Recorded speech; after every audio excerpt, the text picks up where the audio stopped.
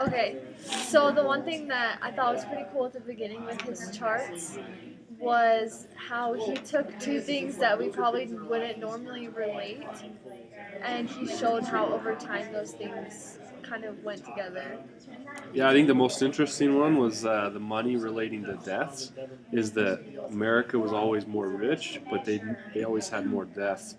So they were always on the higher end of rich, but more deaths. And the countries nowadays are less deaths, but are still poor.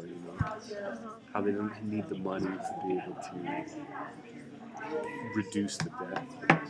Yeah. So that was really interesting. I think just being able to see the process of like the two things connecting over time and how it grows or how like the different shapes of the bubbles represented something different. It's just amazing to see the different charts. Yeah, I liked it. I also thought it was interesting how he used those charts to kind of segue into his ideas of how countries can get out of poverty. And the first thing he talked about was technology. So, what do you guys think about technology helping people get out of poverty?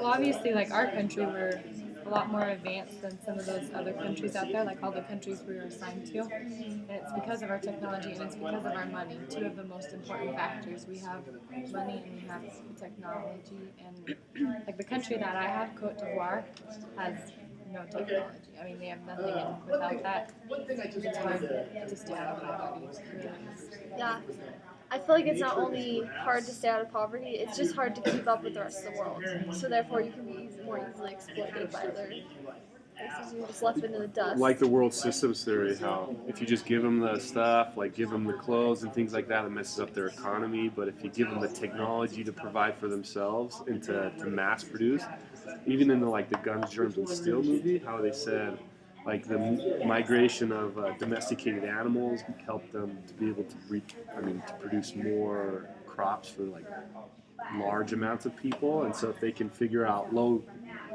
small countries can figure out how to um, have the technology and to be able to mass produce what they need, the resources they need. Yeah, along with the world system theory, you can.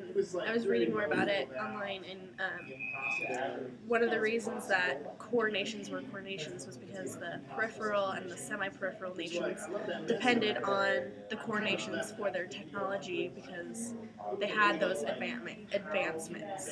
So there's definitely a reason that core nations have the technology to help other nations.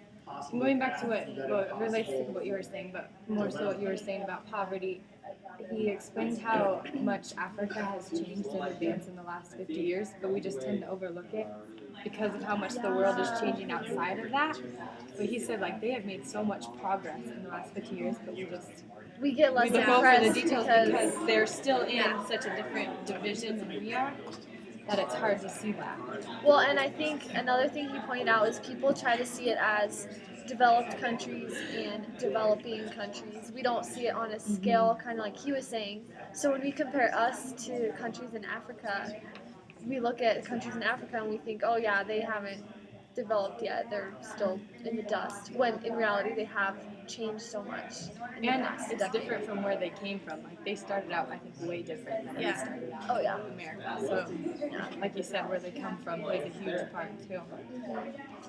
The last part of the video that I thought was pretty cool was about how he talked about the means to get out of poverty and goals and how they don't necessarily have equal worth, such as like economic success. That's a mean to get out of, that's a way to get out of poverty, but it's not the ultimate goal. We don't want them to just be sitting rich. We want them to do something with the money.